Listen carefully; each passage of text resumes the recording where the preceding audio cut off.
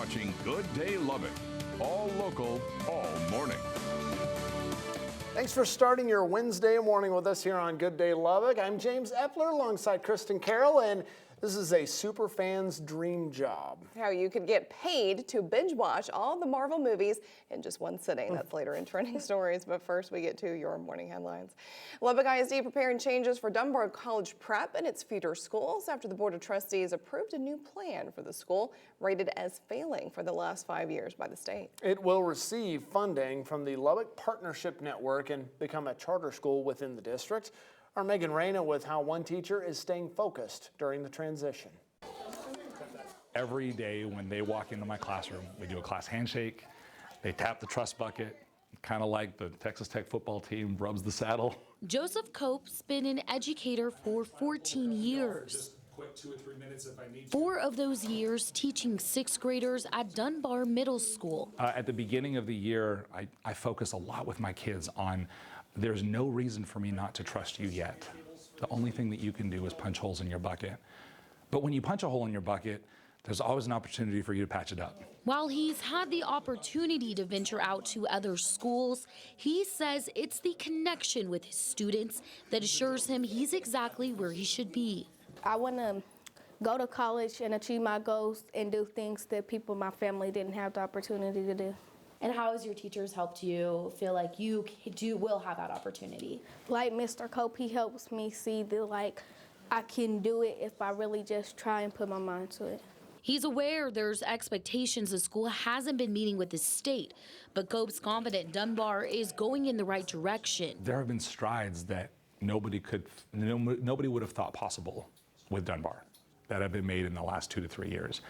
And the trend is upward. Principal Gabe Gillespie credits teachers like Cope who work overtime to provide for these kids. They're here early, they stay late, they come in Saturdays to work with students, and they're available for students anytime that need help. Gillespie believes the school board made the right decision last week and remains optimistic. With these additional resources in place and with the structures that are coming to Dunbar and the alignment with our elementary campuses, our focus on early literacy, what we hope to accomplish within the next 3 years is to become a high-performing campus in the district. Auto is every child every day, right? And we really take that to heart. There's a lot of things that we need to do to get ourselves to that, but we're trending in the right direction. In addition to tutoring, Dunbar's reduced class sizes and extended the time focus on reading and math. Gillespie says these adjustments have already made a difference. With senior photojournalist Andrew Wood, Megan Reyna. Good Day Lubbock. A man is now indicted for setting a car on fire 2 years ago. Police report indicates surveillance video shows that 23-year-old Broderick Stevenson at a nearby convenience store put a gas can just outside the store while he paid for the fuel in cash.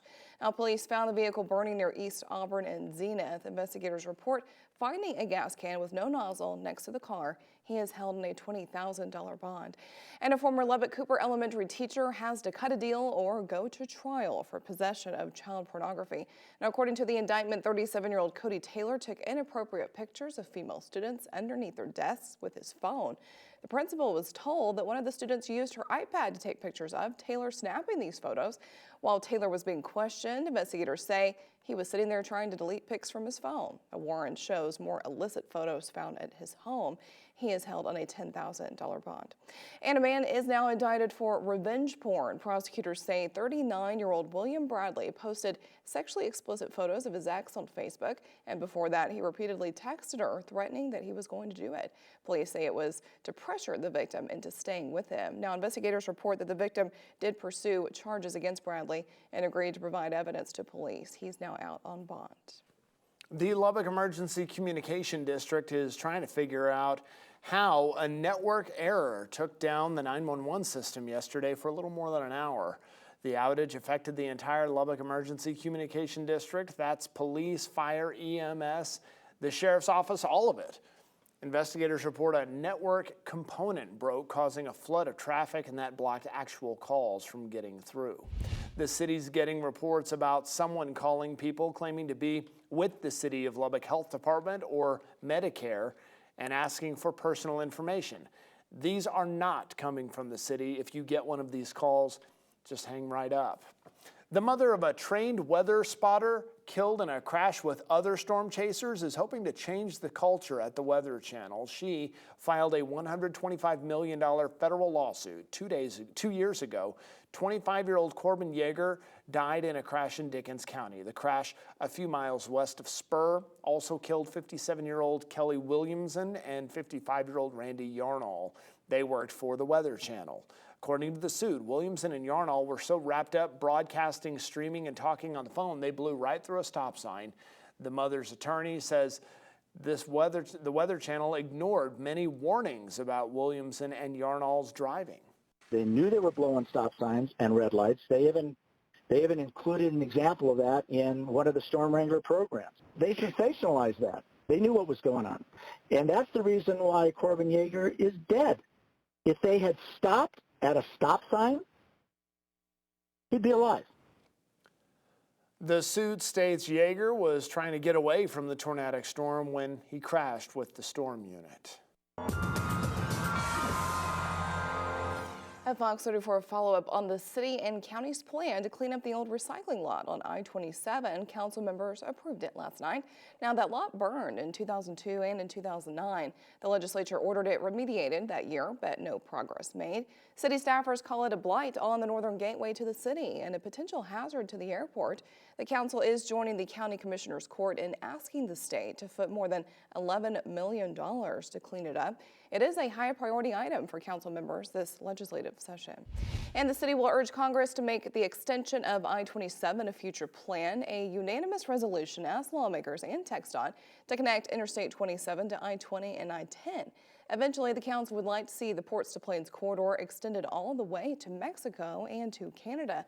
The council's resolution states this would better connect Amarillo, Lubbock, and Midland and help deliver food, fiber, and fuel to the rest of the nation and beyond.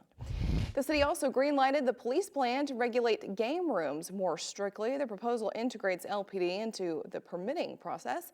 This includes verification, background checks, and would allow police to suspend the permit for a month should there be any violations.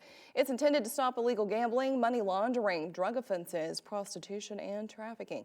Between 2015 and 2018, LPD received more than 700 calls to these game rooms. And the city's taken another step toward a new VA clinic at Texas Tech. It will review all the plans, handle the permits, and provide all the inspections. The 150,000 square foot facility will serve as an outpatient clinic. I think we're lucky to get it. We have a very strong and dynamic veterans community here, and it means a lot to them.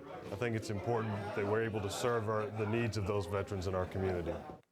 It will be near 4th in Indiana by the Health Sciences Center. This $12.3 million project will nearly double the footprint of the current clinic. It's expected to open in 2021. And alcohol could soon be sold and consumed in some city parks. It would have to be at a permitted event sponsored by the city. Now, events can be permitted if organizers expect more than 1,000 people through the city, Visit Lubbock, Market Lubbock, or Civic Lubbock. Now, you can't bring your own beer, though. You would have to buy it from a vendor. Councilwoman Latrell Joy was the only dissenting vote on this. She said she doesn't support drinking in public parks. Cott Park is no longer eligible under this amended proposal. City leaders also commemorated the upcoming final ABC Pro Rodeo at the Coliseum. Mayor Dan Poe presented a special recognition to celebrate the 77th year for the event, which directly benefits the Boys and Girls Club of Lubbock. Chairman Ray Short, whose dad was in the Boys and Girls Club back in the 40s, says he's honored to lead it for the last time at the Coliseum. I always used to hear stories about how they'd skip school to go to the rodeo. So it's humbling and very honored to be a part of this.